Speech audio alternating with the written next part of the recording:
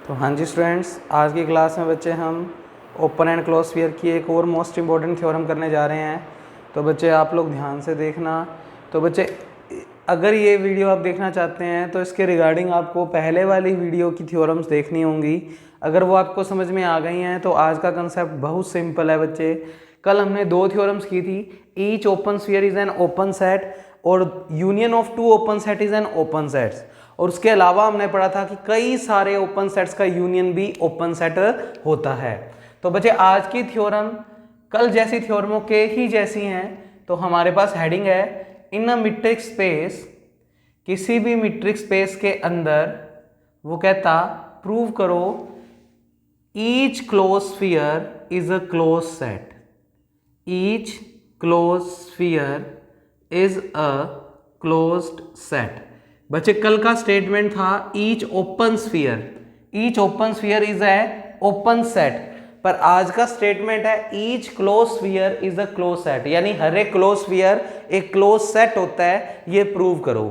अब बच्चे हमें पता होना चाहिए कि क्लोज स्फीयर क्या होता है और क्लोज सेट क्या होता है, उसके बिना तो हम आगे पढ़ ही नहीं सकते। तो बच्चे अगर आप लोगों को बताऊं क्लोज स्फीयर क्या होता है, तो क्लोज स्फीयर के अंदर सिर्फ इतना फर्क था कि क्लोज स्फीयर उन सभी पॉइंट्स की कलेक्शन है जिनकी सेंटर से दूरी रेडियस से कम और रेडियस के इक्वल हो। यानी ओपन स्फीयर में तो सिर्फ कम वाले आते हैं, पर क्लोज स्फीयर में कम के साथ साथ इक्वल वाले भी आते हैं। और किसी चीज को अगर क्लोज सेट प्रूव करना है, मैंने आपको क्लोज सेट की डेफिनेशन पढ़ाई थी। अगर आपको ए सेट को क्लोज प्रूव करना है तो उसके लिए आपको ए डैश सेट यानी इसके कॉम्प्लीमेंट को ओपन प्रूव करना होगा, और इसके कॉम्प्लीमेंट को ओपन प्रूव करने के लिए इसमें एक ओपन स्फीयर बिठाना होगा। अगर ये ओपन स्फीयर इसमें बैठ गया तो ये सेट हो जाएगा ओपन और इसका सिंपल सेट क्या हो जाएगा, क्लोज्ड। तो जब भी किसी सेट को क्लोज प्रूव करना होगा तो उसके कॉम्प्लीमेंट को ओपन और उसके कॉम्प्लीमेंट को ओपन प्रूव करने के लिए उसमें एक क्या बिठाना होगा, ओपन स्फीयर। तो बच्चे पहले अपने इसके बारे में लिखते हैं कि क्या कुछ गिवन है। क्लोज सेट की डेफिनेशन फटाफट से याद कर लो क्योंकि उसी के बिहाफ पे ये थ्योरम होगी। यानी मेरे को जिस भी सेट को क्लोज प्रूव करना होगा मैं उसके कॉम्प्लीमेंट को ओपन प्रूव करूंगा, और कॉम्प्लीमेंट को ओपन प्रूव करने के लिए उसमें एक ओपन स्फीयर बिठाऊंगा। तो बच्चे देखें ध्यान से, सबसे पहले तो लिखेंगे आप लोग प्रूफ। प्रूफ के अंदर सबसे पहले आप लिखेंगे गिवन। तो बच्चे गिवन के अंदर तो हमेशा एक लाइन लिखनी ही है कि x, d कोई मीट्रिक स्पेस है। ये तो इसकी हर एक थ्योरम में लिखेंगे कि x, d क्या है बच्चे, एक मीट्रिक स्पेस। यानी हम चारों प्रॉपर्टी मीट्रिक की लगा सकते हैं कभी भी, और वो हम लगाएंगे भी। उसके अलावा हमें लेकर चलना है क्लोज स्फीयर। तो हमने लिखा by definition of close sphere. तो बच्चे लिखवाने का तरीका बड़ा सिंपल सा लिख रहा हूँ। कल हमने ओपन स्फीयर लिखा था, आज क्लोज स्फीयर लिख रहे हैं। तो बच्चे क्लोज स्फीयर की डेफिनेशन दिखाते किसके हैं, एस x0, r, कौन सा ब्रैकेट लगाया है, क्लोज्ड। कल यहाँ पर लगाया था ओपन ब्रैकेट क्योंकि ओपन स्फीयर की डेफिनेशन लिख रहे थे। एक सेट होता है, किस चीज का सेट, कैपिटल X के वो सभी बिंदु इसका हिस्सा होंगे जिन पॉइंट्स की सेंटर से दूरी, सेंटर का काम कौन कर रहा है, x0 की दूरी लेस देन और इक्वल टू r, जहां पर रेडियस का किससे बड़ा होना जरूरी है, 0 से। और इसको मार्क कर दिया इक्वेशन नंबर 1, वेयर कल के तरीके से लिख दो x0 सेंटर है बच्चे किसका, क्लोज स्फीयर का, और इसी तरीके से r जो है वो रेडियस है किसकी, क्लोज स्फीयर की। तो इस क्वेश्चन में x0 एज अ सेंटर का काम कर रहा है और r रेडियस का काम। इतना काम लिखने के बाद टू प्रूव सिद्ध करना है। सिद्ध करने में देखो क्या सिद्ध करना है, each close sphere is a close set. तो क्या लिखेंगे, इन अ मीट्रिक स्पेस। तो जो लाइन प्रूव वाली क्वेश्चन वाली है वही लिख दो, इन अ मीट्रिक स्पेस प्रूव करना है each close sphere, each closed sphere is a close set. ये हमें प्रूव करना है कि ये वाला जो क्लोज स्फीयर है ये किसको डिनोट कर रहा है, क्लोज स्फीयर को। इसको प्रूव करना है कि ये क्लोज सेट बने। तो बच्चे each close sphere is a close set. Each का मतलब जो भी क्लोज स्फीयर लोगे वो क्लोज सेट होता है, ये प्रूव करो। तो हमने रैंडमली सेंटर और रेडियस लिया है, तो अगर क्लोज सेट प्रूव हो गया तो इसका मतलब कोई मर्जी सेंटर और कोई मर्जी रेडियस का क्लोज स्फीयर लोगे तो वो भी क्लोज सेट ही होगा। इसका मतलब सभी क्लोज स्फीयर क्या होते हैं, क्लोज सेट होते हैं। ये आज की क्लास में प्रूव हो जाएगा। अब बच्चे सोचो किसको क्लोज सेट प्रूव करना है, क्योंकि ये लाइनें खुद चलेंगी अगर आपको डेफिनेशन याद है। ये चीज क्लोज स्फीयर को रिप्रेजेंट कर रही है और क्वेश्चन में बोला गया है क्लोज स्फीयर को प्रूव करो कि वो क्या होता है, क्लोज सेट। तो मुझे इसको क्लोज सेट प्रूव करना है, तो मैंने लिखा दैट मीन्स टू प्रूव, इसका मतलब मुझे सिद्ध करना है इसको क्लोज सेट। किसको, एस क्लोज ब्रैकेट में x0, r be a close set. मुझे इसको क्लोज सेट प्रूव करना है। बस जैसे ये क्लोज हो गया थ्योरम खत्म हो गई, क्योंकि ये खुद तो क्लोज स्फीयर है ही और इसी को अगर मैंने क्लोज सेट प्रूव कर दिया तो कहानी खत्म। हर एक क्लोज स्फीयर क्या हो गया, क्लोज सेट। इसको क्लोज प्रूव करना है। अगर ए सेट को क्लोज प्रूव करना होता है तो ए के कॉम्प्लीमेंट को ओपन प्रूव करना होता है। तो अगर इसको क्लोज प्रूव करना है तो इसके कॉम्प्लीमेंट को क्या प्रूव करना पड़ेगा, ओपन। तो इसको क्लोज प्रूव करने के लिए दैट मीन्स टू प्रूव हमें क्या सिद्ध करना पड़ेगा, इसका कॉम्प्लीमेंट। इसका कॉम्प्लीमेंट एस डैश ब्रैकेट तो वही लेंगे x0, r, तो a के कॉम्प्लीमेंट को a डैश, तो इसके कॉम्प्लीमेंट को s डैश, और इसे हमें प्रूव करना पड़ेगा बी एन ओपन सेट। अगर किसी सेट को क्लोज प्रूव करना है तो उसके कॉम्प्लीमेंट को क्या प्रूव करना पड़ेगा, ओपन। और ये कॉम्प्लीमेंट ओपन प्रूव करने के लिए इसमें क्या बिठाना पड़ेगा, ओपन स्फीयर। तो क्या लिखेंगे, दैट मीन्स टू प्रूव हमें इसके अंदर एक ओपन स्फीयर बिठाना होगा। तो अपने मान लेते हैं कोई एस नाम का स्फीयर है। ओपन स्फीयर क्यों बोल रहा हूं, क्योंकि ओपन ब्रैकेट लगा रहा हूं। और बच्चे नाम कुछ भी रख सकते हो, तो सेंटर का नाम एक्स रख दिया जो अभी तक यूज नहीं हुए हुए, और पी नाम की कोई रेडियस ले ली। ये नाम तुम अपनी मर्जी से कल वाले भी लिख सकते हो, तुम्हारी चॉइस है बच्चे। मुझे इस ओपन स्फीयर को इसमें बिठाना होगा। अगर ये इसमें बैठ गया तो कहानी खत्म हो जाएगी। सुनो कैसे, मुझे प्रूव करना था क्लोज स्फीयर को क्लोज सेट, यानी इसको क्लोज सेट।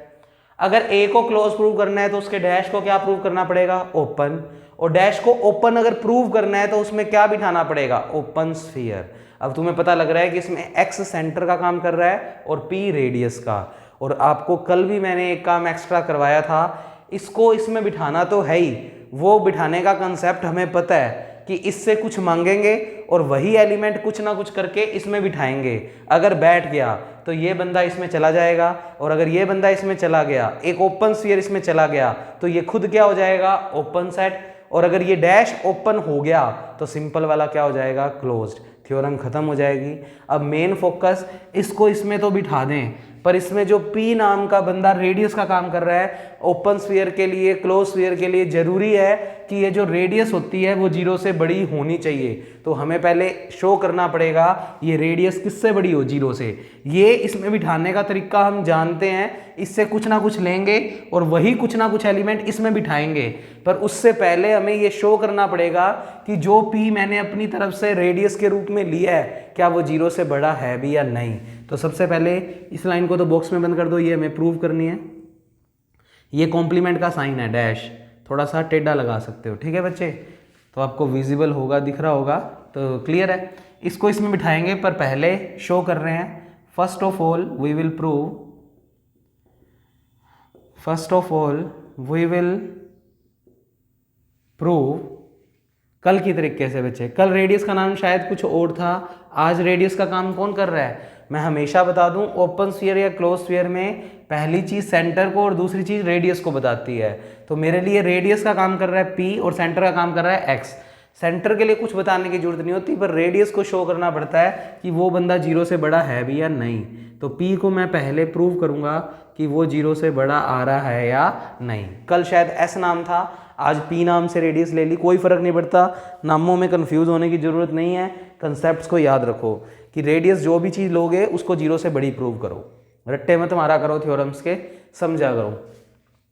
अब हमें इस P को 0 से बड़ा प्रूव करना है, और उसके लिए हमने एक सिंपल सा कंसेप्ट जो कल एक नोट लगाया था बच्चे, each open sphere is an open set में, वही नोट हम क्लोज स्फीयर वाली में भी लगा रहे हैं। और याद करो उसके लिए हमने क्या किया था, कल हमने नोट के रूप में एक लाइन लिखी थी कि जो भी मैंने इस वाले में सेंटर लिया था उसको मैं मानकर चला था कि वो इसमें बिलोंग कर रहा है। अब आज मेरे सेंटर का नाम क्या है, एक्स, तो मैं लेकर चलूंगा कि एक्स नाम का बंदा इसमें क्या कर रहा है, बिलोंग। तो बच्चे ये लाइन आपको ध्यान रखनी है दो ही थ्योरमों में, बाकी आगे वाली सारी थ्योरम में लॉजिकल है। तो सिर्फ एक each open sphere is an open set में नोट लगवाया था और एक close sphere is a close set में नोट लगवा रहा हूँ। नोट क्या है वो भी बहुत सिंपल भाषा में बताया है, हिंदी में इंग्लिश में लिख लेना अपनी लैंग्वेज में कि ये लाइन हमें याद कैसे रखनी है। ये जो चीज़ हमें इसमें बिठानी है, इसका जो सेंटर है, सेंटर कौन है, एक्स, बस वो याद रखना है कि वो सेंटर पॉइंट हम इस चीज़ में लेकर चले हैं। तो हमने क्या लिखा कि हमने मान लिया ये x नाम का जो एज अ सेंटर है इस ओपन स्फीयर का, उसको हम लेकर चले गए इसमें s dash x0 coma r। अब बच्चे सिंपल मैथ चल रही है, अगर तुम्हें थोड़ा बहुत 9-10 का मैथ याद है थोड़ा सा मैं बता देता हूँ। मान लो अपने पास कोई x नाम का सेट है, इसमें बहुत सारे एलिमेंट हैं, सारे रियल नंबर है। मान लो a सेट के अंदर कुछ भी एलिमेंट्स हैं, तो x सेट मैं बना देता हूँ जिसमें एलिमेंट्स हैं 1 2 3 4 5। मान लो ये 5 ही एलिमेंट है। a में मान लो a इसका सबसेट है, तो a में मान लो 2 और 3 ये 2 एलिमेंट है। तो a डैश क्या होगा बच्चे, a डैश का मतलब होता है x यानी बड़े सेट में से जिस सेट का डैश निकाल रहे हो उसको घटा दो।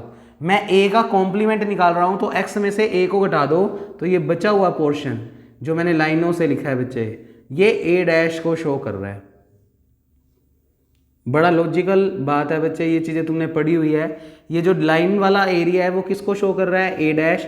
और ऑब्वियस बात है वो a डैश को लिखा क्या जा सकता है, x में से a घटाने पर a डैश आता है। तो कभी भी बड़े सेट में से उस सबसेट को घटा दोगे तो उस सबसेट वाले का कॉम्प्लीमेंट आ जाएगा। तो a डैश का मतलब क्या होता है, x माइनस a। x में 5 एलिमेंट है, उसमें से a वाले एलिमेंट घटा दो, तो 2 और 3 अगर घटा देंगे तो बचेगा क्या, 1 4 और 5। तो बच्चे a डैश में तुम्हें क्या दिखाई देगा, 1 4 और 5। अब जो चीज मैं समझाने जा रहा हूं वो ध्यान से सुनना। जो चीज a डैश के पास है पक्की बात है वो चीज a के पास नहीं होगी। ये लॉजिक अब आगे आने वाली कई थ्योरमों में लगेगा, तो ध्यान से समझ लेना बच्चे। जो चीज डैश के पास है, डैश के पास कौन कौन है, 1 4 और 5, तो पक्की बात है ये 1 4 और 5 तीनों एलिमेंट a के पास नहीं होंगे, क्योंकि a के पास तो इनके बचे हुए एलिमेंट होंगे। तो बच्चे ध्यान से सुनना, जो चीज a के पास है वो a डैश के पास नहीं होगी, और जो चीज a डैश के पास है वो a के पास नहीं होगी। और हमेशा किसी भी डायग्राम के लिए चेक कर लेना, a और a डैश का अगर इंटरसेक्शन करोगे तो वो हमेशा खाली आएगा, उनमें कुछ भी कॉमन नहीं आएगा। इंटरसेक्शन का मतलब होता है दो सेटों में कॉमन चीज, इन दोनों में कभी भी कुछ कॉमन हो ही नहीं सकता, क्योंकि a डैश का मतलब ही क्या होता है, a का अपोजिट। जब दो चीजें अपोजिट है तो उनके इंटरसेक्शन में कभी भी कुछ नहीं आएगा, यानी इनका इंटरसेक्शन हमेशा 5 होगा। एक रिजल्ट तो ये याद रखना। इस थ्योरम में 5 वाला रिजल्ट काम का नहीं है। जो चीज मैं बताने जा रहा हूं ध्यान से सुनना, जो चीज डैश के पास है वो सिंपल के पास नहीं होती, ये ही कॉम्प्लीमेंट की डेफिनेशन होती है कि कॉम्प्लीमेंट में जो एलिमेंट आएंगे वो उसके सिंपल सेट में नहीं होंगे। जैसे आप देख भी पा रहे हो 1 4 5 a डैश के पास है, तो 1 4 5 a के पास नहीं है। तो जो चीज डैश के पास है वो सिंपल के पास नहीं होगी। तो इस लॉजिक का मैं यूज यहाँ कर रहा हूँ। तो ये लाइन तो तुम नोट के रूप में लिख लो, क्योंकि पेपर में ऐसे तो याद आएगी नहीं ये लाइन, क्योंकि ये हम थोड़ा सा अनलॉजिकल तरीके से लेकर चले हैं। तो बच्चे कल भी लिया था हमने, आज भी सेंटर का नाम आज x है, कल सेंटर का नाम शायद कुछ और था। तो x को लेकर चलना है इस चीज में। कल भी जो चीज यहाँ पर थी और यहाँ पर जो भी सेंटर था उस सेंटर को हम इस चीज में लेकर चले थे, आज भी सेंटर यानी x को हम इसमें लेकर चले हैं। ये नोट के रूप में याद रखना है। अब थ्योरम अपने आप चलेगी, देखो ध्यान से। x अगर डैश में है, कोई चीज अगर डैश में है तो वो सिंपल में नहीं होगी। तो मैं अपने क्या लिखेंगे, बाय डेफिनेशन ऑफ कॉम्प्लीमेंट, ये डेफिनेशन की स्पेलिंग है पूरी लिख देना चाहिए। बाय डेफिनेशन ऑफ कॉम्प्लीमेंट, जो चीज डैश के पास है पक्की बात है वो सिंपल के पास नहीं होगी। दैट मीन्स आप लिख सकते हो x does not belongs to, ये किसका साइन है, डज नॉट बिलोंग, यानी x बिलोंग नहीं कर रहा, किसमें, सिंपल वाले में। क्योंकि x अगर डैश में बैठा है, अगर x a डैश में बैठा है तो x a में नहीं होगा, तो s x0, r में नहीं होगा। अब s x0, r को पूछो भाई वो क्या चीज है। s x0, r कहता है मैं एक क्लोज स्फीयर बनता हूं और मेरे अंदर वो पॉइंट होते हैं जिनकी सेंटर से दूरी लेस देन और इक्वल होती है। यानी अगर कोई x पॉइंट इस सेंटर से less than equal to r दूरी पर होता है तो ये वाला x इसके अंदर होता है। अब हम तो कह रहे हैं x इसमें नहीं है। x इसमें कब नहीं होगा? जब x की सेंटर से दूरी r से बड़ी होगी, क्योंकि अगर लेस देन इक्वल टू होता तो ये वाला x इसमें होता, पर अब लॉजिकली आ चुका है कि x इसमें नहीं है। अगर x इसमें नहीं है तो x इस प्रॉपर्टी को सेटिस्फाई भी नहीं करेगा, और सेटिस्फाई नहीं करने का मतलब इस x की सेंटर से दूरी r से क्या रही होगी? बड़ी रही होगी, तभी ये इसका हिस्सा नहीं रहा होगा। तो क्या लिखोगे? By definition of close sphere, by definition of close sphere अगर ये इसमें नहीं है, ये तो आ चुका है कि ये इसमें नहीं है, ये इसमें नहीं है तो इस पॉइंट की इस सेंटर से दूरी, इस पॉइंट की इस सेंटर से दूरी r से बड़ी रही होगी, ये बात श्योर है, तभी तो ये इसका हिस्सा नहीं है। अगर लेस देन इक्वल टू होता फिर तो अंदर होता। तो धूप का रिफ्लेक्शन आ रहा है तो मैंने थोड़ा सा कवर कर लिया बच्चे। तो पक्की बात है x की x0 से दूरी r से फिर बड़ी होएगी, तभी x इसमें बिलोंग नहीं कर रहा। अब r को इस तरफ ले आओ, तो r को अगर LHS में ले आओगे तो इस तरफ 0 बन जाएगा। तो देखो dx, x0 minus r greater than क्या आ गया? 0। और मैं इसी क्वांटिटी को नाम दे रहा हूं p। तो साइड में मैंने लिखा let p is equal to, अपनों ने किसको मानना है? dx, x0 माइनस r, इसको मार्क कर रहे हैं अलग से ही इक्वेशन नंबर a। कल भी हमने s नाम की रेडियस ली थी तो उसकी वैल्यू कुछ आई थी, पता नहीं क्या आई थी बच्चे, बट इसी टाइप की कुछ थी। तो बच्चे इसको हमने क्या नाम दिया है? इसको p नाम दिया है, तो यहाँ पर p रख दो इस पूरे को। तो लिख दो यूजिंग a, समीकरण a का इस्तेमाल अगर करें तो इस पूरे को p मानना है और p की वैल्यू ग्रेटर देन आ गई 0, इसका मतलब p मेरी रेडियस बनने को तैयार है। तो क्या लिखोगे यहाँ से? That means p is radius of open sphere. किस ओपन स्फीयर की रेडियस बन गई? इस वाले की, of S x comma p. तो हम जब अपनी तरफ से कोई ओपन स्फीयर लेकर चले हैं तो उसकी रेडियस को बस शो करना पड़ेगा कि वो 0 से बड़ी है।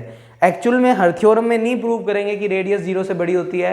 इन थ्योरमों में इसलिए करना पड़ रहा है क्योंकि जो इक्वेशन ए बन रही है उसका यूज आगे होना है, इसके लिए हमें शो करना पड़ता है कि जो रेडियस है वो 0 से बड़ी आ रही है। तो बच्चे इतना काम मैं मिटो रहा हूँ, तो आप लोग पोज करके इतने काम को नोट कर लो। अभी तक के जो ये पोर्शन में हमने काम किया उसमें सिर्फ इतना काम किया है कि रेडियस 0 से बड़ी है और वो जो p नाम की रेडियस है उसकी इक्वेशन नंबर a में कुछ ना कुछ वैल्यू आ रखी है जिसका यूज़ हम अभी करेंगे। तो वो आप इक्वेशन a याद रखना। मैं नीचे से मिटो रहा हूँ आर्टिकल। तो ये बच्चे थ्योरम इंपॉर्टेंट है, मोस्ट इंपॉर्टेंट है। ये भी कल वाली भी each open sphere is an open set important थी और ये थ्योरम भी मोस्ट इंपॉर्टेंट है। दोनों में से कोई एक थ्योरम पेपर में देखने को मिलेगी। तो इतना काम तो बस इस रेडियस को 0 से बड़ा करने का था और मेन इक्वेशन a लाने का था। तो इक्वेशन a आ चुकी है, इसका यूज़ हम अभी आगे कर लेंगे। मैं अब यहाँ से मिटो रहा हूँ, अब मेन काम कर रहा हूँ। हमें बस इतना काम करना है, इसको इसमें बिठाना है और a सेट को अगर b में बिठाना है तो इससे कुछ ना कुछ मांग लो। कल हमने इससे x नाम का एलिमेंट मांगा था, पर आज x यूज़ कर चुके हैं तो अब कोई भी और एलिमेंट, तो लाइक y मांग लिया, y इससे मांग लिया और कुछ ना कुछ करके वही y एलिमेंट अगर इसमें बिठा पाया तो ये इसमें बैठ जाएगा। अगर एक ओपन स्फीयर इसमें बैठ गया तो ये खुद क्या हो जाएगा? Open set. अगर किसी का डैश ओपन सेट प्रूव हो गया तो सिंपल वाला क्या हो जाएगा? क्लोज। और अगर ये क्लोज प्रूव हो गया तो ये है क्या? Close sphere. और इसको क्या प्रूव कर दिया? Close set. तो थ्योरम खत्म हो जाएगी। तो स्टार्ट करते हैं बच्चे। आप इतना काम नोट करने के बाद लिखोगे टू प्रूव, और टू प्रूव में ये वाली लाइन लिखोगे। तो मैं लाइन लगा देता हूँ, तुम्हें यहाँ से अब नोट करना शुरू करना है। दैट मीन्स हटा देना, क्योंकि अब हम बस ये लाइन लॉजिकली प्रूव कर रहे हैं। तो मैंने यहाँ से मिटोया बच्चे इसको। तो ध्यान से समझना, इक्वेशन ए की ज़रूरत पड़ेगी इसलिए साइड में लिखकर छुड़वा दी बच्चे। अब तुम अपनी कॉपी में इतना लिखने के बाद लिखोगे टू प्रूव। अब ये लाइन हमें प्रूव करनी है और इसको प्रूव करने के लिए इससे कुछ ना कुछ मांग लो। ऐसा एलिमेंट मांगो जो अभी तक यूज़ नहीं हुआ। तो हमने कोई y नाम का एलिमेंट, फॉर ऑल का साइन का मतलब इसके सारे एलिमेंट्स की बात कर रहा हूँ, नाम y रख दिया।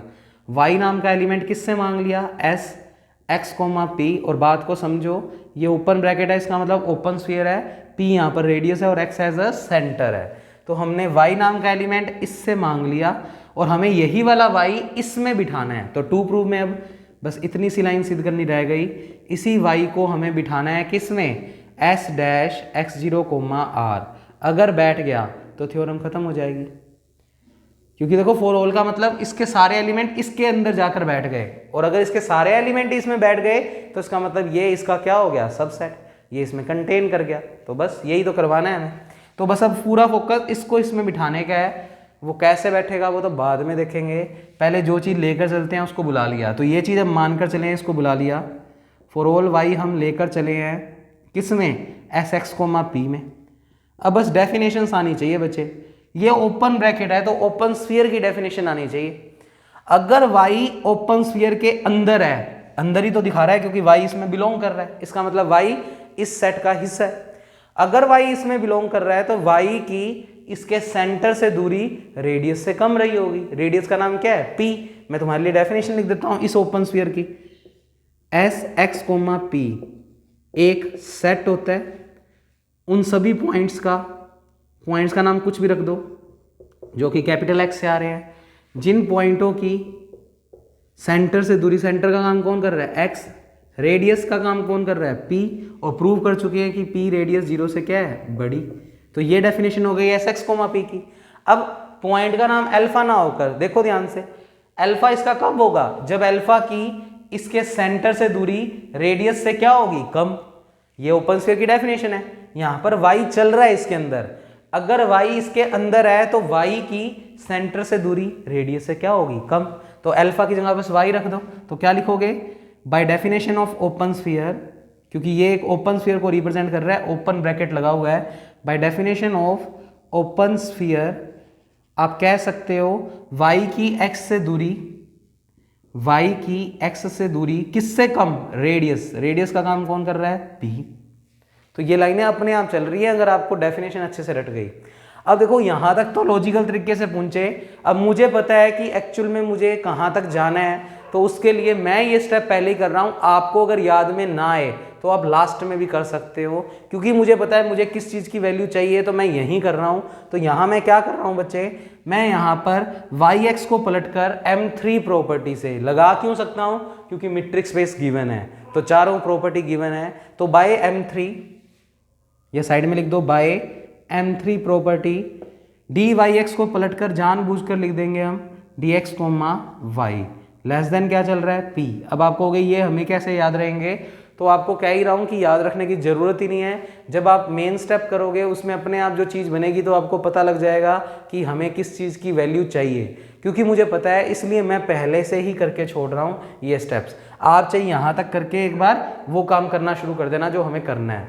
तो बच्चे dyx को पलट कर क्या कर दिया, dxy, कौन सी प्रॉपर्टी, M3 प्रॉपर्टी यही थी।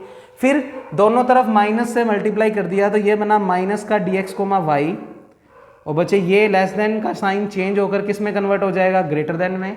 आपने पढ़ा हुआ है माइनस से मल्टीप्लाई करते हैं तो निशान चेंज हो जाता है, और यहाँ पर भी माइनस लग जाएगा तो माइनस का p। मैंने पूरी इक्वेशन को माइनस से मल्टीप्लाई कर दिया, और माइनस से मल्टीप्लाई करने से साइन क्या हो गया, चेंज, और इसको मार्क कर देते हैं इक्वेशन नंबर 2। 1 तो ये थी डेफिनेशन वाली, 2 हमने इसको दे दी, और इक्वेशन ए को याद रखना, इसका यूज़ अभी होने वाला है। तो बच्चे यहाँ तक फटाफट से पॉज करके नोट करो। धूप का रिफ्लेक्शन आ रहा है, उसको मैं कवर करने के लिए थोड़ा सा कर देता हूँ, तो आप लोग स्पीड से यहाँ तक नोट करें। जो लास्ट के मैंने 2 स्टेप्स किए हैं उनको कोई याद रखने की ज़रूरत नहीं है, वो लास्ट में अकॉर्डिंग टू जब आप पूछोगे बच्चे तब आपको खुद को दिखाई दे जाएगा कि ये वैल्यू चाहिए थी तो इसको निकालना पड़ेगा। तो इन स्टेपों को रटने की ज़रूरत नहीं है।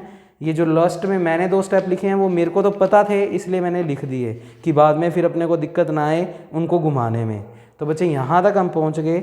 उसके बाद बस आपने एक रीज़न लिखना है। मीट्रिक स्पेस आपको क्वेश्चन में गिवन है तो आप M4 प्रॉपर्टी भी लगा सकते हो, और M4 प्रॉपर्टी आपने कल वाले तरीके से, इसमें पहले तो पॉइंट छांटो कौन कौन से पॉइंट हैं। क्योंकि M4 प्रॉपर्टी पॉइंट्स पे लगती है, रेडियस पे नहीं लगती। अब हमारे आर्टिकल में कल भी 3 पॉइंट थे और आज भी 3 है। पॉइंट का काम कौन कौन कर रहे हैं ध्यान से देखो, x एज अ सेंटर है पर पॉइंट भी तो है, y भी हम इसमें से लेकर चले हैं तो y भी एक पॉइंट है, तो x एक पॉइंट है, y एक पॉइंट है और x 0 ये भी एक पॉइंट है सेंटर के साथ साथ। बाकी r और p तो रेडियस का काम कर रहे हैं तो वो पॉइंट नहीं है। तो आप यहां तक नोट कर लो, इक्वेशन 2 याद रखना और a याद रखना, मैं ऊपर से सारा मिटो रहा हूं। तो बच्चे आपने यहां तक नोट कर लिया। अब वही वाला कल वाला कंसेप्ट ही बच्चे, आपने कल dx, x0 की वैल्यू निकाली थी, चेक कर लो, तो आज भी मैं उसी की निकाल रहा हूं वैल्यू। तो आप क्या लिखेंगे, सबसे पहले तो लिखेंगे क्योंकि x, d एक मीट्रिक स्पेस है, क्वेश्चन में गिवन है x, d is a metric space, ms का मतलब मीट्रिक स्पेस, तो बाय M4 इन x, d। तो आप इस मीट्रिक स्पेस में M4 प्रॉपर्टी यूज कर दो, और M4 प्रॉपर्टी का मतलब किन्हीं दो पॉइंट्स के बीच में किसी तीसरे पॉइंट को बिठा दो, और कल के तरीके से ही मैं लेकर चला हूं dx, x0। कल इसका लॉजिक भी बताया था मैंने यहाँ से, पर आज वहाँ से लॉजिक तो बनने का थोड़ा मुश्किल, तो आप डायरेक्ट ही याद रख लेना, और पॉइंट्स के नाम भी बेटर ही है याद रख जाओ, जिससे आपको दिक्कत ना आए। वैसे कोई इतना मुश्किल टास्क नहीं है, दोनों सेंटर लिए हैं, x भी तुम्हारे पास इस थ्योरम में सेंटर का काम कर रहा है और x0 भी। तो ऐसे याद रख लो कि इस वाली थ्योरम के अंदर जो close sphere is a close set prove करनी है, उसमें यहाँ पर दोनों सेंटर्स को बुलाना है। तो बच्चे x भी सेंटर का काम कर रहा है इस थ्योरम में और x0 भी सेंटर का काम, तो आप dx, x0 को बुला लोगे।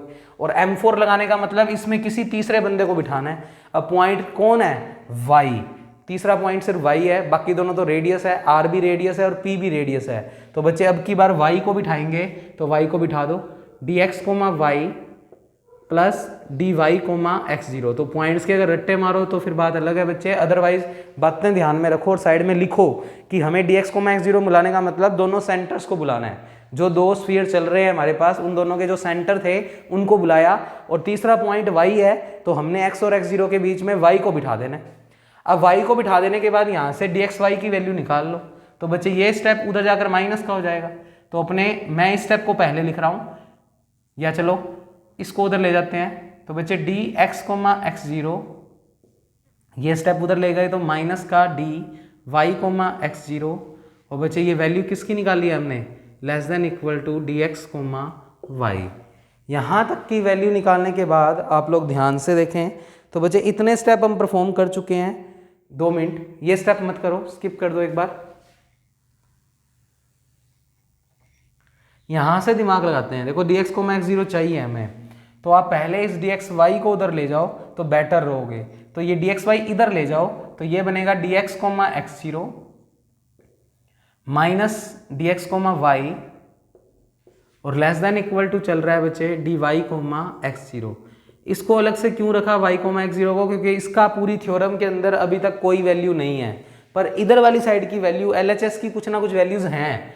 तो माइनस dxy को निशान को भूल जाओ, माइनस dxy को माइनस p लिख सकते हैं इक्वेशन 2 से। तो यहां पर क्या लिखेंगे, यूजिंग 2, निशान को भूल जाओ, मैं कह रहा हूं एक बार, dx, x0, क्योंकि निशान को भूलोगे नहीं तो फिर रख भी नहीं पाओगे।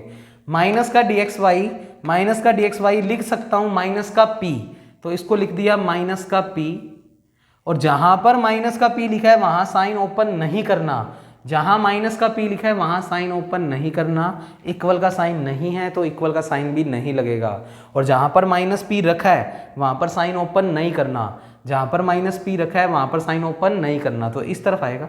और ये लाइन चली रही है dy, x0।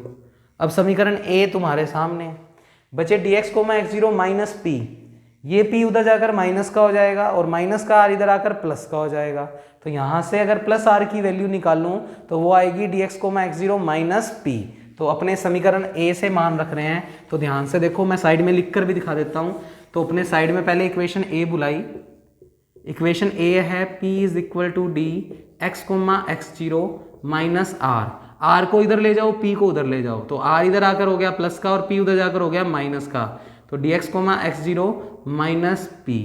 तो ये वैल्यू आ गई r की, तो आप उठाकर रख दो। तो यहाँ पर रीजन में तो सिर्फ इतना है, यूजिंग a, और इस पूरे की वैल्यू कितनी है r, तो इसका मान रख दिया r छोटा है किससे, dy, x0 से। अब मैं इस बात को समझने के लिए इसको पहले लिख रहा हूं, इसको बाद में, तो निशानों पे फर्क नहीं पड़ेगा। dy कोमा x0 को लिखा, उसकी तरफ साइन ओपन है तो उसी की तरफ साइन ओपन किया और r को बाद में लिख दिया, जिससे हम इस लाइन को पढ़ना सीख पाए। पढ़ो बच्चे मेरे साथ। तुमने इक्वेशन 1 लिख रखी है नोट्स के अंदर, अब तुम देख सकते हो। क्लोज स्फीयर की डेफिनेशन लिख रखी थी तुमने, S x zero comma r. X zero किसका काम कर रहा है? सेंटर। और आर किसका काम कर रहा है? रेडियस। और तुमने डेफिनेशन लिखी हुई है x belongs to capital X, x की एक्स जीरो से दूरी अगर आर से कम या बराबर, जहां पर आर का मान जीरो से क्या होना चाहिए? बड़ा, तो वो वाले point S x zero comma r का हिस्सा होंगे। अब ध्यान से सुनो, y कहता कि मेरी x जीरो से दूरी r से बड़ी है। अगर कोई y पॉइंट जिसकी x जीरो यानी सेंटर से दूरी r से बड़ी है तो वो y इसका हिस्सा नहीं होगा, क्योंकि इसके अंदर तो सिर्फ वही पॉइंट आएंगे जिनकी सेंटर से दूरी r से छोटी या r के बराबर है। y तो इस वाली प्रॉपर्टी को सेटिस्फाई नहीं कर रहा। y कहता मेरी तो इससे दूरी r से बड़ी है। अगर y की x जीरो से दूरी r से बड़ी है तो y इस वाले ओपन स्फीयर में नहीं होगा, ये बात पक्की है। तो आप क्या लिखोगे? By definition of close sphere. Close sphere की डेफिनेशन लगा रहे हैं और कहेंगे क्योंकि y इस प्रॉपर्टी को नहीं रख रहा, इसका अपोजिट काम कर रहा है, तो फिर y इस सेट के अंदर नहीं होगा। तो क्या लिखेंगे? क्योंकि बड़ी आ गई, इसका मतलब ये y इसमें नहीं है। तो by definition of close sphere, कौन से क्लोज स्फीयर की डेफिनेशन लगा रहे हैं? जिसका सेंटर तो कौन है? x जीरो और रेडियस कौन है? r। उस वाले ओपन स्फीयर की डेफिनेशन को ये सेटिस्फाई नहीं कर रहा, तो पक्की बात है ये y उस वाले क्लोज स्फीयर में नहीं होगा, इस वाले क्लोज स्फीयर में नहीं होगा।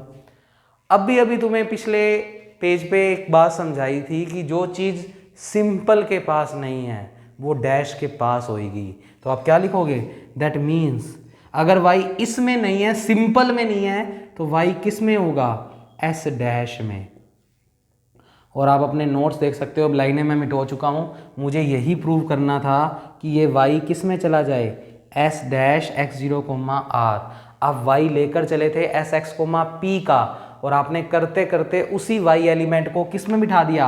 S dash x zero comma r. और इसके बाहर फॉर ऑल का साइन लगा सकते हो। इसका मतलब जितने भी element S x comma p से उठाए थे वो सारे एलिमेंट इसमें बैठे हैं। तो सीधा लिख सकते हो दैट मीन्स जो लाइन हमें प्रूव करनी थी कि S x comma p contain कर गया किस में? S dash x zero comma r. अब ध्यान से सुनना, ये एक ओपन स्फीयर था जो इसमें जाकर बैठ गया, क्योंकि ये y इसमें चला गया और यही हमें प्रूव करना था कि जो हमने इससे एलिमेंट मांगे थे वो कुछ ना कुछ करके इसमें चले गए। अब इसमें चले गए, ये वाला बंदा इसमें चला गया, इसका मतलब ये पूरा सेट इसमें कंटेन कर गया। और ये सेट इसमें कंटेन करने का मतलब एक ओपन स्फीयर इसमें बैठ गया, तो ये खुद क्या हो गया? Open set. तो यहाँ से क्या लिखोगे? दैट मीन्स ये चीज़ फिर क्या प्रूव हो गई? Open set. और अगर किसी का डैश ओपन तो उसका सिंपल वाला क्या हो जाएगा? क्लोज्ड। तो आप क्या लिखोगे? अगर ये डैश ओपन प्रूव हो गया तो दैट मीन्स सिंपल वाला यानी डैश हटा दो तो वो क्या प्रूव हो जाएगा? Is a closed set. और अगर ये क्लोज सेट हो गया तो इसको एक्चुअल में क्या बोलते हैं? Close sphere. और प्रूव हो गया कि क्लोज स्फीयर क्या होता है? Close set. तो आप दैट मीन्स नीचे पूरी लाइन लिख देना क्वेश्चन वाली, in a metric space each close sphere is a close set. तो बच्चे आज की क्लास में हमने एक और शानदार थ्योरम की, एक थ्योरम और कर रहे हैं, तो ये मोस्ट इंपॉर्टेंट है बच्चे। Each close sphere is a close set, each open sphere is an open set, each close sphere is a close set. अब कई बच्चे कंफ्यूज क्या होते हैं कि यहाँ पर इस सेट को ओपन सेट प्रूव कर रहा है तो ब्रैकेट ओपन वाला लगाओ। नहीं बच्चे, हम एस का डैश लिख रहे हैं तो अपने आप ही ऑब्वियस बात है कि ये चीज उसके अपोजिट को, बिहेवियर को बता रही है, तो यहाँ ब्रैकेट क्लोज ही लगेगा, यहाँ ओपन ब्रैकेट लगाने की जरूरत नहीं है, क्योंकि इस पूरे सेट का नाम हमने ये रख दिया और इस चीज को क्या प्रूव कर दिया? Open set. और किसी का डैश ओपन सेट तो सिंपल वाला क्या हो जाएगा? क्लोज्ड। तो बच्चे एक थ्योरम तो ये है मोस्ट इंपॉर्टेंट। अब नेक्स्ट थ्योरम करने के लिए पहले कुछ नोट लगाते हैं और फिर उस थ्योरम को करते हैं, और वो मोस्ट इंपॉर्टेंट है, कई बार पेपर में आई हुई है, तो मैं इसको मिटो रहा हूँ और नेक्स्ट थ्योरम करवा रहा हूँ। तो देखें ध्यान से बच्चे। तो उससे पहले नोट लगाकर एक दो बातें लिखें जिससे हम जब थ्योरम करें तो हम डायरेक्ट उस लॉजिक को यूज़ कर पाएँ। तो बच्चे मैं आपके लिए नोट लगा रहा हूँ, नोट। सबसे पहले तो लिखें डी मॉर्गन लॉ। तो सेट्स के ऊपर डी मॉर्गन लॉ काम करता है बच्चे। और डी मॉर्गन लॉ की कौन सी प्रॉपर्टी का यूज़ कर रहे हैं? अगर मेरे पास थ्योरम में x minus A union x minus B कहीं लिखा आएगा तो इसको मैं लिख सकता हूँ x दोनों में से कॉमन आ गया तो कॉमन, माइनस भी दोनों में कॉमन है तो कॉमन। और डी मॉर्गन क्या कहता है? यूनियन को इंटरसेक्शन में कन्वर्ट। तो ए यूनियन किस में कन्वर्ट हो गया? इंटरसेक्शन और बी। तो इस तरीके से मैं लिखूंगा। अगर मेरे पास थ्योरम के अंदर x माइनस कुछ यूनियन x माइनस कुछ हुआ तो मैं उसको लिखूंगा x माइनस कुछ इंटरसेक्शन कुछ, यूनियन किस में कन्वर्ट हो जाएगा? इंटरसेक्शन में। इसे तो बोलते हैं डी मॉर्गन लॉ। दूसरा नोट तो अभी मैंने डायग्राम में समझाया था तो उसके अकॉर्डिंग लिख रहा हूँ। बच्चे आपको अभी बताया था ए डैश का मतलब होता है बड़े सेट में से उस सब सेट को घटा दो। अगर ए का कॉम्प्लीमेंट निकाल रहे हो तो ए डैश का मतलब x माइनस ए। तो ऐसे ही मुझे बताओ बी डैश का मतलब x माइनस बी। तो यहाँ पर जो चीज़ होएगी, जिस चीज़ का डैश होएगा वही चीज़ यहाँ पर सिंपल होएगी। तो ये कुछ बातें हैं जो आपको पता होनी चाहिए। इन बातों का यूज़ मैं मेरी थ्योरम में करूँगा। तो स्टेटमेंट लिखते हैं और फिर उस थ्योरम को अंजाम देते हैं बच्चे। उसके लिए तीसरा नोट और लगा लेते हैं। तो मैं यहाँ करके लिख देता हूँ, कल पढ़ाया था union of two open set is always an open set. Union of two open set is always an open set. कल प्रूव करवाई थी बच्चे ये थ्योरम। कई सारे ओपन सेट हो तो उनका यूनियन भी ओपन होता है, पर दो सेट ओपन हो तो उनका यूनियन भी ओपन होता है। ये हमने कल प्रूव किया था। तो आप अपनी कॉपी में ये तीनों नोट लगा लेना। और मोस्ट इंपॉर्टेंट थ्योरम करें नेक्स्ट। कहता in a metric space, in a metric space intersection of two closed set is a closed set। Union नहीं कह रहा, इंटरसेक्शन कह रहा है। कहता दो क्लोज सेट लेकर चलो और प्रूव करो कि उनका इंटरसेक्शन भी एक क्लोज सेट होगा। अपने आप चलेगी बच्चे थ्योरम। अगर तुम अभी तक की थ्योरम में सारी समझ गए हो तो ये थ्योरम मोस्ट इंपॉर्टेंट है और बहुत सिंपल है। तो इस पर भी मोस्ट इंपॉर्टेंट लगा लो। इस चैप्टर में जो भी काम करवा रहा हूँ सारा मोस्ट इंपॉर्टेंट है, कुछ भी पेपर में आ सकता है। तो सबसे पहले तो लिखेंगे let x comma d be a metric space. ये तो हमें हर क्वेश्चन में लिखना है, हर थ्योरम में लिखना है। ये हमें गिवन है कि ये क्या है? Metric space. अच्छा, दो क्या लेकर चलने हैं? Close set. तो क्लोज सेट के नाम, जैसे कल ओपन सेट्स के नाम G1 G2 रखे थे, आज क्लोज सेट्स दो लेकर चलने हैं तो H1 H2 ले लेते हैं। तो बच्चे क्या लिखा? दो क्लोज सेट तो लेकर चलने हैं, यानी गिवन है H1 and H2 are two close sets. ये क्लोज सेट्स को दिखा रहे हैं। देखो क्लोज सेट्स को वैसे क्लोज ब्रैकेट लगाकर लिखते हैं, पर अब क्योंकि गिवन ही है कि क्लोज सेट है तो उनके नाम सिंपल लिख लेते हैं, उतने टिपिकल नहीं लिखते। तो हमने उनका नाम H1 और क्या रख दिया? H2। तो H1 और H2 क्या दिए हुए हैं? Are two close sets. ये गिवन है कि दो क्लोज सेट है। प्रूव क्या करना है? इन दोनों क्लोज सेट्स का इंटरसेक्शन भी क्लोज प्रूव करो। तो क्या लिखना है? टू प्रूव इन दोनों क्लोज सेट्स का इंटरसेक्शन। तो पहले तो लिखेंगे प्रूव करना है intersection of two close set is a close set. ये प्रूव करना है। फिर इस लाइन को मैथमेटिकल टर्म्स में क्या लिखेंगे वो देखते हैं। दो क्लोज सेट्स के नाम क्या है? H1 और H2। इंटरसेक्शन का साइन तुम्हें पता है, तो इसका मतलब हमें प्रूव क्या करना है? That means to prove H1 H2 और उनके बीच में साइन क्या लगाना है? इंटरसेक्शन। इस सेट को क्या प्रूव करना है? Close set. तो इस चीज को हमें प्रूव करना है बी अ क्लोज्ड सेट। और इसको क्लोज प्रूव करने के लिए ए सेट, अगर मान लो ये पूरा सेट ए है, ए को क्लोज प्रूव करना है तो ए डैश को क्या प्रूव करना पड़ेगा? ओपन। तो बच्चे अगर इसको क्लोज प्रूव करना है तो दैट मीन्स टू शो, तो हमें शो क्या करना पड़ेगा या टू प्रूव सिद्ध क्या करना पड़ेगा? अगर इस ए को क्लोज प्रूव करना है तो इसके कॉम्प्लीमेंट को ओपन प्रूव करना पड़ेगा। तो मुझे H1 इंटरसेक्शन H2 के होल डैश को बस ये प्रूव करना है कि वो क्या आ जाए? Open set. अब लॉजिक तो हमें पता है कि इसको अगर ओपन प्रूव करना है तो इसमें ओपन स्फीयर बिठा देंगे, पर अब क्योंकि हमारे पास ये सारी प्रॉपर्टीज हैं तो हमें उतना काम करने की भी जरूरत नहीं है। लॉजिकली चले अभी तक, ध्यान से सुनो। H1 H2 दो क्लोज सेट दिए हुए हैं, प्रूव करना है कि H1 और H2 का इंटरसेक्शन क्या आ जाए? क्लोज्ड। और किसी भी सेट को अगर क्लोज प्रूव करना है तो उस सेट के कॉम्प्लीमेंट को क्या प्रूव करना होता है, ओपन। और अभी तक जितनी थ्योरम में की है, अगर इसको ओपन प्रूव करना है तो इसमें ओपन स्फीयर बिठाना है। पर इस थ्योरम में, सिर्फ इस थ्योरम में हम इन प्रॉपर्टीज का यूज करके काम खत्म कर देंगे। तो अपने बस इसको ओपन लाना चाहते हैं। सोचो, अगर ये ओपन मैंने कैसे भी करके प्रूव कर दिया, अगर ये पूरी चीज ओपन आ गई तो किसी का डैश अगर ओपन है तो सिंपल वाला क्या हो जाएगा, क्लोज्ड। और अगर ये क्लोज प्रूव हो गया तो यही तो प्रूव करना है कि दो क्लोज सेट का इंटरसेक्शन भी क्या होता है, क्लोज सेट। तो पूरा फोकस इस लाइन के ऊपर है, मुझे ये चीज ओपन सेट प्रूव करनी है। और उसके लिए मैं कोई ओपन स्फीयर नहीं बिठा रहा, सिंपल लॉजिक्स यूज कर रहा हूं। जो चीज गिवन है ना उसको बुला लिया।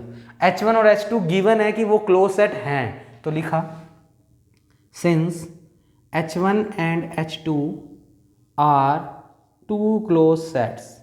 तो बच्चे फिर से जमा कराएं, आपको पता है कितनी मेहनत लग रही है। तो बच्चे इतना मुश्किल टास्क है ये काम करवाना। ऑनलाइन तो वैसे ही बहुत मुश्किल टास्क है, ऑफलाइन में तो हम आपस में शक्ल देख के बच्चे की पहचान लेते हैं कि उसको समझ आ रहा है या नहीं आ रहा। अब तो खुद से ही ऐसे मान के चल रहे हैं कि आप लोग समझ पा रहे हो। तो बच्चे फीसें वगैरह सबमिट करवाएं, और कोई भी डाउट है तो फ़ोन करके पूछ सकते हैं। तो वापस आएँ यहाँ पर, टॉपिक से ना भटकें। H1 और H2 क्वेश्चन में क्या दिए हुए हैं, दो क्लोज सेट हमने बुला ली। और अगर सोचो ए सेट क्लोज्ड गिवन है तो उसका डैश क्या होगा, ओपन। यही तो क्लोज सेट की डेफिनेशन है। और H2 भी क्लोज्ड है तो उसका भी कॉम्प्लीमेंट क्या होगा, ओपन। क्योंकि ये दोनों क्लोज दिए हुए हैं तो इसका मतलब इनके कॉम्प्लीमेंट ओपन है। तो बच्चे क्या लिखोगे, by definition of close set, हमने यही तो पढ़ी थी, अगर ए सेट क्लोज्ड है तो ए डैश पक्की बात है ओपन होगा। तो H1 अगर क्लोज दिया ही हुआ है तो H1 डैश पक्की बात है ओपन होगा। तो by definition of close set H1 dash, तो ये रिजल्ट अपने आप बना है, H1 dash and H2 dash, ये इनके कॉम्प्लीमेंट्स को शो कर रहा है। ये पक्की बात है क्या होंगे, आर टू ओपन सेट्स, ये अपने आप बने क्योंकि ये क्लोज दिए हुए थे तो इनके कॉम्प्लीमेंट क्या होंगे, ओपन।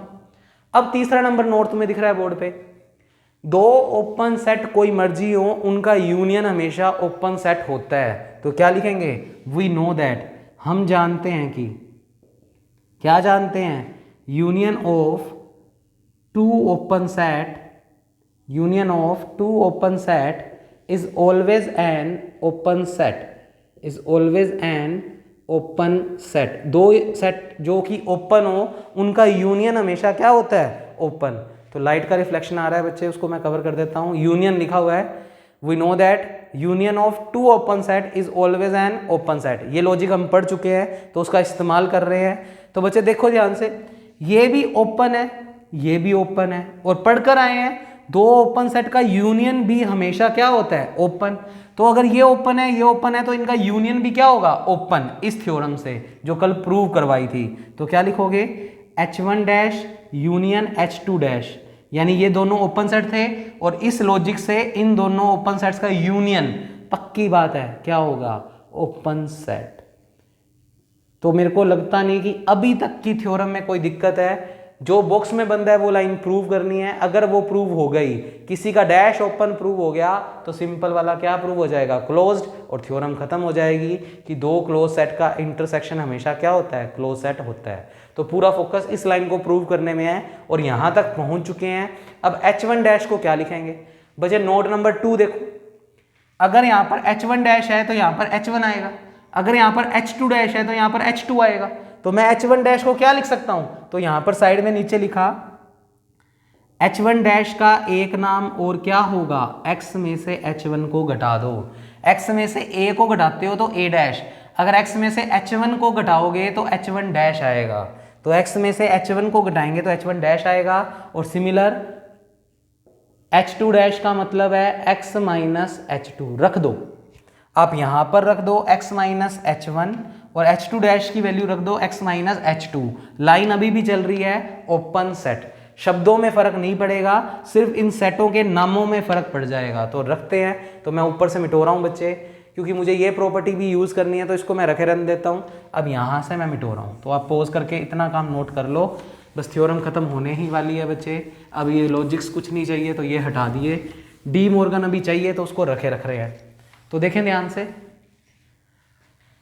H1 डैश की जगह ये रख दो, तो ये बनेगा, तो आपको यहाँ से नोट करना है इसके बाद x माइनस h1 यूनियन का साइन चल रहा है, h2 डैश की वैल्यू ये रख दो x माइनस h2, और बच्चे लाइन चल रही है इज एन ओपन सेट। इस पे कोई फर्क नहीं पड़ेगा क्योंकि ये तो शब्द है बच्चे, इनके ऊपर इफेक्ट नहीं पड़ेंगे। इतना आने के बाद तुम्हें ऊपर ऊपर ही दिख रहा है बच्चे, तो क्या लिखेंगे, using De Morgan law, using De Morgan law. लगाओ मेरे साथ, x minus A union x minus B, x minus A union x minus B को लिख सकता हूं। पहले तो लिखो x माइनस, तो पहले तो लिखा x माइनस, फिर लगाना है bracket a intersection b। a का काम कौन कर रहा है, h1, यूनियन किस में कन्वर्ट, इंटरसेक्शन, और b का काम कौन कर रहा है, h2, तो यहां पर ये आ जाएगा। लाइन पे कोई फर्क नहीं पड़ेगा, शब्दों पे फर्क नहीं पड़ता, लाइन तो अभी भी चल रही है, इज एन ओपन सेट, क्योंकि ये तो डी मॉर्गन लॉ सेटों के ऊपर लगता है, डेफिनेशन के ऊपर नहीं लगता बच्चे। तो इसके बाद ये बन गया। अब सोचो खुद से, x माइनस h1, अगर इधर x माइनस h1 है तो यहां पर इसका नाम होता है h1 डैश, मतलब ये जो चीज होती है उसके ऊपर बस डैश लगा दो, ये जो चीज होती है उसके ऊपर बस डैश लगा दो, तो इसी का एक नाम। x माइनस h1 को लिख सकते हैं h1 डैश, तो x माइनस इसको लिख सकते हैं इसका डैश। तो अपने रीजन में सिर्फ इतनी सी बात बोलेंगे कि a डैश को लिखा जा सकता है x माइनस ए, यानी यहाँ पर जो चीज़ होती है अगर उसको इतना ना लिखकर इतना लिखना है तो उस चीज़ के ऊपर बस क्या लगा दो, डैश। तो बच्चे इस चीज़ के ऊपर क्या लगा दो, डैश। तो बच्चे इस चीज़ के ऊपर डैश लगा दिया, ये चीज़ और ये चीज़ बराबर है, देख लो ये चीज़ और ये चीज़ बराबर है, तो इसके ऊपर लगा दो डैश, h1 इंटरसेक्शन h2 का होल डैश। लाइन अभी भी क्या चल रही है, इज एन ओपन सेट। बच्चे अब मैं मिटो चुका हूँ थ्योरम, तो आप लोग देख सकते हैं हमें यही लाइन प्रूव करनी थी। अगर ये पूरा डैश ओपन आ गया, इसको a मान लें, a डैश अगर ओपन आ गया तो a क्या हो गया, क्लोज्ड। तो अगर ये डैश ओपन आ गया सो सिंपल वाला यानी h1 इंटरसेक्शन h2 क्या प्रूव हो गया, इज अ क्लोज सेट। और रीजन में क्या लिख सकते हो, by definition of close set. ये डेफिनेशन थी क्लोज सेट की, तो by definition of close set अगर ये चीज ओपन प्रूव हो गई तो इसका सिंपल वाला क्या प्रूव हो गया, क्लोज्ड। और अगर ये क्लोज प्रूव हो गया तो दो क्लोज सेट का इंटरसेक्शन हमने प्रूव कर दिया कि वो हमेशा क्या होता है, क्लोज सेट। तो नीचे लाइन लिख दोगे थ्योरम वाली, in a metric space intersection of two close sets, intersection of two close set is always a close set. तो intersection of two close set is always a close set. ये वाली theorem भी याद रखोगे बच्चे statement, क्योंकि आगे वाली क्लासों में इनके रिजल्ट्स यूज हो सकते हैं। तो आप ये स्टेटमेंट, ये पूरी कहानी के रूप में चैप्टर याद करो बच्चे, तभी फायदा है। तो बच्चे जहाँ जहाँ लाइट का रिफ्लेक्शन आ रहा है उसको मैं कवर कर रहा हूँ, तो आप लोग अब इसको अच्छे से पोज करके नोट कर लो। आज की क्लास और कल की क्लास में जो थ्योरम्स की हैं बच्चे वो मोस्ट इंपॉर्टेंट है, उनको अच्छे से लिखना और करना सीख लो। थैंक यू क्लास, फिर से सबमिट करवाएं।